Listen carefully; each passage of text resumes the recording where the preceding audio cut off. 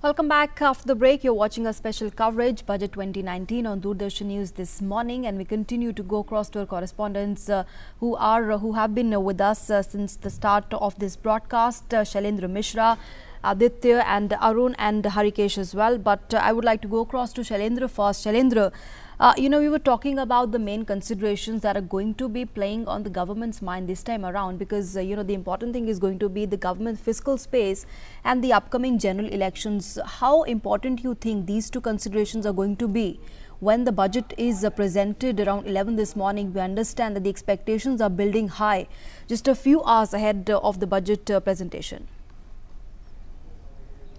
देखिए Nancy, break पर जाने से पहले अरुण जिसकी बात कर रहे थे कि मोदी सरकार के दौरान अगर आप देखें तो जो महंगाई दर है वो काफी निचले स्तर पर रही। और दरअसल 1991 के बाद से देखें तो कोई भी सरकार रही हो, सबसे जो बेहतरीन रिकॉर्ड है देखें महंगाई के मामले में और ग्रोथ के मामले में, वो मोदी सरकार का रहा है। सबसे अधिक ग्रोथ रेट अगर एवरेज देखें तो मोदी सरकार के दौरान पिछले 4.5 सालों में देखने को मिली है, और महंगाई दूसरी ओर सबसे कम रही है। तो दरअसल ये इस सफलता से एक संभावना बनती है कि आगे जाकर सरकार कुछ कदम उठा पाए। चूंकि हमें ये नहीं भूलना होगा कि आधार के उपयोग से जरिए सरकार ने 90,000 करोड़ से अधिक की बचत सब्सिडी में की है, और जो सीधे सब्सिडी देने की शुरुआत की और तमाम योजनाओं में एक प्रयोग के तरह पर सीधे सब्सिडी दी गई। फर्टिलाइजर सब्सिडी की बात करें, किसानों को जिस तरह से सीधे फर्टिलाइजर सब्सिडी देने की प्रयोग की शुरुआत मोदी सरकार ने की, तो इस तरह की जो तमाम योजनाओं से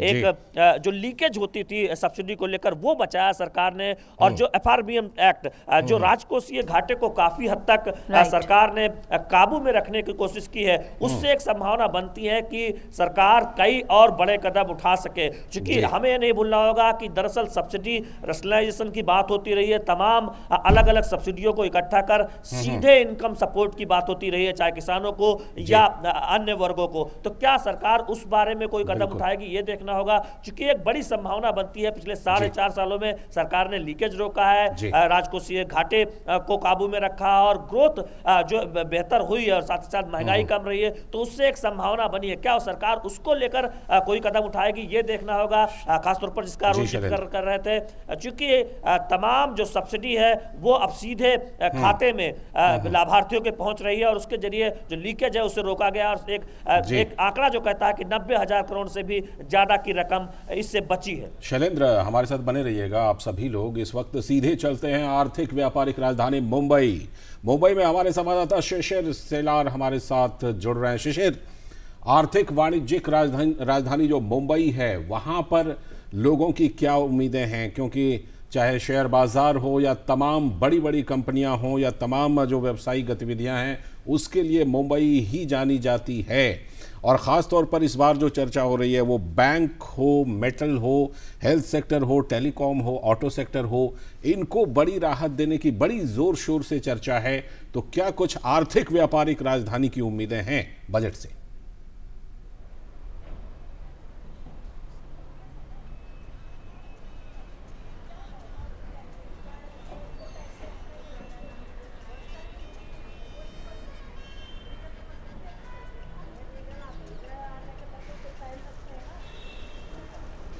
बिल्कुल लालचंद, देखिए सबसे महत्वपूर्ण बात करें मुंबई की, तो मुंबई में सबसे ज़्यादा अगर तबका रहता है वो सैलरी क्लास इनकम का जो तबका है, middle class, lower middle class people यहाँ पे ज़्यादा रहते हैं। तो ऐसे में इनकी अगर देखी जाए अपनी खुद की एक डिमांड्स है, सेट ऑफ एक्सपेक्टेशंस है गवर्नमेंट से। जहाँ तक स्पेशली हम बात करें जिस प्रकार से हम बात करें मध्यम वर्ग की बात करें, तो यहाँ पर देखा जाए तो जो टैक्स स्लैब है उस टैक्स स्लैब्स में कहीं ना कहीं इंक्रीमेंट जो है वो चाहता है कि जो अभी फिलहाल टैक्स स्लैब है सरकार ने हालांकि 2014 में टैक्स स्लैब को रिवाइज किया था, उसके बाद अब ये चाहते हैं कि इसमें ज़रूर कुछ ना कुछ बदलाव आए, और इसके लिए इंडस्ट्री बॉडी भी पुरजोर कोशिश कर रही है। उनकी एक्सपेक्टेशंस ये है कि तकरीबन जिसकी सैलरी 5 लाख हो या 5 लाख से कम हो, उनको टैक्स जो है पूरी जो है रियायत दी जाए। हालांकि इस वक्त 5 लाख जो व्यक्ति कमा रहा है, हर वर्ष उस पर भी टैक्स लगता है। इसको कहीं ना कहीं रियायत देने की कोशिश है। साथ ही साथ जो लोग 5 से 10 लाख कमा रहे हैं उनमें जो है मिनिमम 10% टैक्स हो, ऐसे कयास लगाए जा रहे हैं, ऐसे एक्सपेक्टेशंस है इंडस्ट्री की यहाँ पर। और जो लोग जो है 10 लाख से ऊपर कमा रहे हैं उनको जो है 20 से 25% जो है टैक्स लगाया जाए, ये कहीं ना कहीं उम्मीद टैक्स से लोग लगाए रखे। हालांकि दूसरा महत्वपूर्ण अगर बात करें तो कॉर्पोरेट्स यहाँ पर बड़ी तादाद में रहते हैं, बड़ी बड़ी कंपनीज के हेड ऑफिस यहाँ पर है, बड़े बिजनेसमैन यहाँ पर है। तो ऐसे में कॉर्पोरेट टैक्स की हम बात करें तो कॉर्पोरेट टैक्स में कहीं ना कहीं छूट सरकार ज़रूर चाहती है, जो कि फिलहाल अगर देखा जाए 250 करोड़ पे जो है तकरीबन सरकार जो कंपनीज 250 करोड़ का टर्नओवर करती है उन पे तकरीबन जो 30% 25% टैक्स है वो है। लेकिन कंपनीज चाहती है कि वो कॉर्पोरेट टैक्स जो है वो भी कहीं ना कहीं कम होता जाए। तीसरी महत्वपूर्ण बात अगर देखा जाए मुंबई शेयर मार्केट, हालांकि भारत में अगर देखा जाए म्यूचुअल फंड की तादाद और स्पेशली जो छोटे इन्वेस्टर्स हैं जो म्यूचुअल फंड में इन्वेस्ट करती है उनकी तादाद दिन ब दिन बढ़ रही है। तो ऐसे में शेयर मार्केट्स जो एक्सपर्ट्स है शेयर मार्केट में जो काम करते हैं उनकी भी ये कहीं ना कहीं मांग है कि जो बात करें हम कि लॉन्ग टर्म जो कैपिटल गेन टैक्स है वो कहीं ना कहीं कम किया जाए, डिविडेंड डिस्ट्रीब्यूशन टैक्स है उस पर कहीं ना कहीं कमी आ जाए, क्योंकि ये जो टैक्सेस है ये कंपनीज भी इसके ऊपर टैक्स भरती है और जो इन्वेस्टर्स है वो भी टैक्स भरते हैं। ये कहीं ना कहीं उनकी मांग जरूरी है कि डबल टैक्सेशन हो जाते हैं। तो ऐसे में सरकार इसमें कहीं ना कहीं रियायत दे, क्योंकि ज़्यादा से ज़्यादा लोग म्यूचुअल फंड की ओर बढ़े। क्योंकि अगर पिछले 5 साल में अगर देखा जाए अगर इन्वेस्टमेंट का ग्राफ अगर हम देखें तो इन्वेस्टमेंट ग्राफ में हमने देखा है कि किस प्रकार से ज़्यादा लोग जो है म्यूचुअल फंड की ओर बढ़ रहे हैं। तो ऐसे में उनकी अपेक्षा है कि म्यूचुअल फंड में जो लोग जो है इन्वेस्ट करते हैं उनको 54E के तहत जो है और ज़्यादा से ज़्यादा रियायत मिल जाए। जी।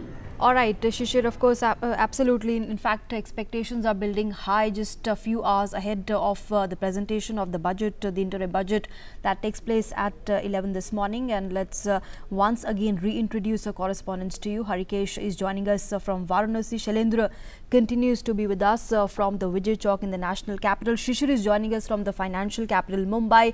And Arun is in fact with us from Finance Minister Piyush Goyal's residence, where of course activity is taking place, as he shared with us. Arun, if I can come to you now, just a short while back we were discussing about how this is really going to be the considerations on the government's mind and the finance minister's mind going to be. Of course, the fiscal space and the fact that elections are taking place just a few months after now. But very important aspect of the society, the population, are the women taxpayers and the senior citizens as well. What could really be in store for both these stratas in the interim budget today? What can we expect?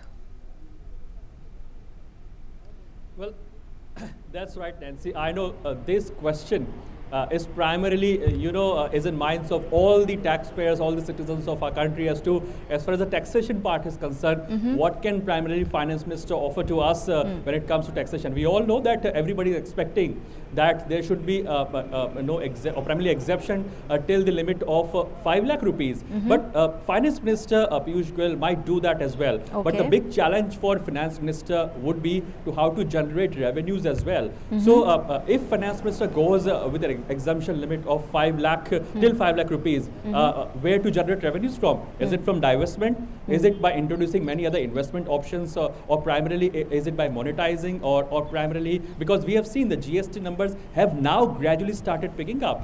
In January we saw the indirect, if you talk about the indirect tax collection, the GST number, the GST revenue collection was 1 lakh crore rupees in month of January. But that's not enough. In indirect tax collection, what we are targeting, 1 lakh crore of revenue every month. That means 12 lakh crore rupees only from GST when it comes to indirect tax collection. And same if we look at the direct tax collection, if government wants to increase the direct tax mop-up, will a finance minister will be in a position to offer the exemption till 5 lakh rupees? He might. If in case he goes with that part, then of course he'll have to find some other way as to the generating revenue is concerned. Sure. And if he is not offering an exemption till 5 lakh rupees, what I am looking, or primarily what we are, the analysts to whom we are talking about, what they are expecting, that if not exemption till 5 lakh rupees, he can introduce some of the investment options, like we have seen NPAs, the new pension scheme. So Right. kind of giving tax exemption as far as the NPS is concerned, to introduce some of the other investment scheme. So the idea is to divert the savings of the primarily the domestic savings into the investments like mutual funds or maybe the NPS or maybe PPF. So the idea is, so whatever saving a domestic household is primarily having, how to divert those savings into investment. That would be primarily be on focus when it comes to investments are concerned. But of course, it will be a big challenge when we talk about, as your question is, what can we expect? So of course, it will be a challenging task. And markets also, if you look Right. at markets yesterday surged by 650 points. Right, And Arun. stock markets are expecting. Arun, we'll that come more back to revenue you can be and get generated. more These kind inputs of measures from will you be taken by just finance in a minister. short while from now. But we have to go across to our correspondent joining us from Varanasi. Harikesh continues to be with us. Harikesh, just a short while back, you were talking to a gentleman there, and he was talking about how the agriculture sector perhaps need much relief there. We've been having this interaction with the correspondents from across the country, and another sense that we're getting, Harikesh, is that how the focus might be and should be on creating jobs as well. Employment is also going to be a big factor this time around. What are you hearing from the youth of Varanasi there? How important is employment, creating jobs going to be an important factor, an important announcement rather in the interim budget presentation today? Harikesh.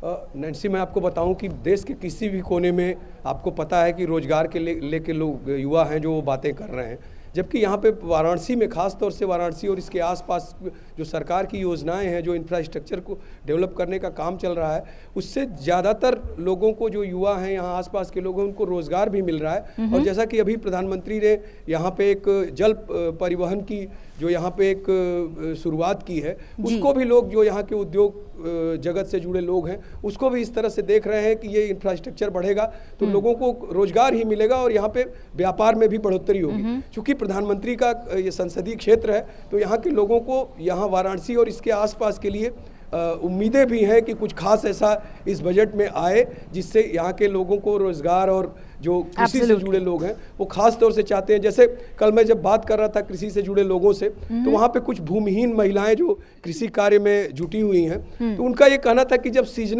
Season होता है तब हम लोगों को काम मिलता है, लेकिन बाकी समय में हमें काम नहीं मिलता है। क्योंकि हमारे पास भूमि भी नहीं है, तो हम अपने परिवार का खर्चा चलाना बड़ा मुश्किल होता है। तो सरकार को इस पे भी ध्यान देना चाहिए कि या इस बजट में ऐसा प्रावधान करना चाहिए कि साल भर हम लोगों को इतनी आय हो जाए कि हम अपने परिवार का खर्च चला सकें। और वो महिलाएं पढ़ी लिखी नहीं थीं, लेकिन उसके बावजूद भी ये कह रही थीं कि हम अपने बच्चों को पढ़ाना चाहते हैं, अच्छी शिक्षा देना चाहते हैं, जो वो देश के, समाज के विकास में अपना योगदान दे सके, लेकिन हमारे पास इतनी आय नहीं है कि हम अपने बच्चों को उच्च शिक्षा दे सकें। नैन्सी, चलिए नैन्सी, हम लोग बात करेंगे अलग अलग सेक्टर्स पर भी एक एक करके। फिलहाल हरकेश, आपका शुक्रिया। और इस वक्त